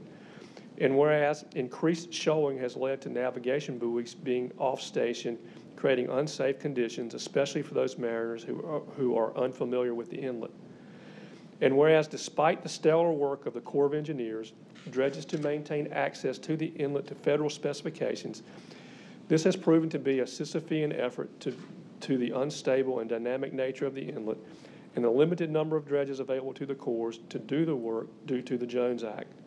Whereas until Oregon Inlet has jetties that will serve to stabilize it to the point of requiring only maintenance dredging, and whereas a fully open and fully functioning inlet with complete access by all commercial vessels will provide employment, income, socioeconomic security for working families in Dare County and surrounding counties. Therefore, be it resolved that the Dare County Board of Commissioners formally requests that Oregon Inlet be declared to be in a state of emergency and that immediate actions be taken to provide continued and ongoing dredging by federal or private means as required to maintain full access by all commercial vessels. Be it further resolved that the Dare County Board of Commissioners requests an immediate suspension of the Corps' bid requirement for 1 year to allow for the timely contracting of any private dredge required when a Corps dredge is unavailable, and that any private dredge be allowed to operate under the Corps of Engineers dredging permits for Oregon Inlet. Be it further resolved that Dare County Board of Commissioners requests the elimination of the antiquated Jones Act, which will allow the Corps of Engineers to build the additional dredges necessary to timely and effectively complete their assignments in all federal and approved non-federal waters as funding allows. Be it further resolved and finally resolved with regard to these actions, time is of the essence. This is the 7th day of December 2020. Vice Chairman, you offered this resolution as a item for action. Yes. By the board. Is there a motion to approve this resolution as a state of emergency declared an action for Oregon Inlet as presented by the Vice Chair? So moved. There's a motion on the floor by Commissioner Bateman. Is there a second to that motion? I'll second. It's a motion seconded by Commissioner Couch. Any further discussion on this resolution? With that being said, those in favor of this motion, please signify by saying aye. Aye. Aye. Opposed, like signs. Motion carries unanimous. Thank you, Commissioner, Vice Chairman. Any further business? That's all I have. Thank you. Thank you very much. I have one last item that I would like to cover as well. Once again, I'd like to thank this board for their support of my continued chairmanship of the board. It is very much appreciated, and I thank you very much for that, and I will continue to work very, very diligently on behalf of the citizens of Dare County. And we have a meeting on the 21st of this month, so I wish everybody a happy holiday, but I'll be a little more specific on the 21st, but I hope everybody continues to be safe. Please, please, I reiterate in my beginning of Chairman's comments, this COVID is very, very serious. We must take responsibility on our own to prevent from having this virus. Please follow the 3 W's. With that being said, County Manager, I will ask you if you have anything else for us. Yes, sir. I have 2 things. In our budget, we have funds set aside for a lobbyist each year. With the legislature coming back in session after the first of the year, it's time for us to renew our lobbying contract with McGuire Woods. If we continue to use McGuire Woods, it's on the same terms and conditions as last year's contract. Nothing's changed, and the funds are in the budget. So moved. Second. Yeah, it's been a motion on the floor by Commissioner Couch to approve. It's been seconded by the Vice Chair. Any further discussion? Hearing none, those in favor signify by saying aye. Aye. Opposed, like sign. Motion carries unanimous. As you've heard us talk about over the years, there's often opportunities with FEMA funding to raise people's homes to get them above the floodplain. And we put in a number of applications to do that in Dare County. Those are proceeding favorably. It looks like it's not final yet, I don't think, but it looks like we're going to be able to do some of those, and we'll know that for sure pretty soon. But in that regard, we have to designate a FEMA agent to act on behalf of the county, and I'm here to ask you to appoint Brent Johnson as our agent to handle that project, and it would name me as the alternate or the secondary agent for him. So I need a motion to that effect. So moved. Okay, there's a motion on the floor by the Vice Chair to approve Brent as the FEMA agent. I believe it was seconded by Commissioner House. Any further discussion? Hearing none, those in favor signify by saying aye. Aye. Opposed, like sign. Motion carries unanimous. That's all I have, Mr. Chairman. Thank you, County Manager. Public Information Officer, Ms. Hester, do you have anything for us today? Hello there. The only item I would mention is the groundbreaking for the COA building on Thursday morning at 10 o'clock. I have spoken with Dr. Davies to talk about that. It's going to be a small event with face coverings, everyone wearing face coverings. Of course, you all will hope everyone can attend and participate in the groundbreaking. You'll be physically distanced. We're taking every precaution to make sure that it's held, the numbers are low, and that it's held in a way that's safe. And since we can't invite the public, and it is such a really exciting day, we are live streaming the event. So just would let people know, you'll see us advertising that and let people know that that will be available on the county's YouTube channel at 10 o'clock on Thursday, December 10th. So, Great. thank you. That's all I have. Looking forward to it, Dorothy. Thank you. Commissioner, Finance Director Dave Clausen, do you have anything else for us this morning? No, sir. Thank you so much. I appreciate it. All right, that brings us to the end of our December the 7th meeting, and I would like to ask if there's a motion to adjourn until 5 p.m. on December the 21st. So moved. Motion by Commissioner Tobin, seconded by Second. Commissioner House and Vice Chairman Overman. Any further discussion? Hearing none, those in favor signify by saying aye. Aye. Opposed, like sign. Motion carries unanimous.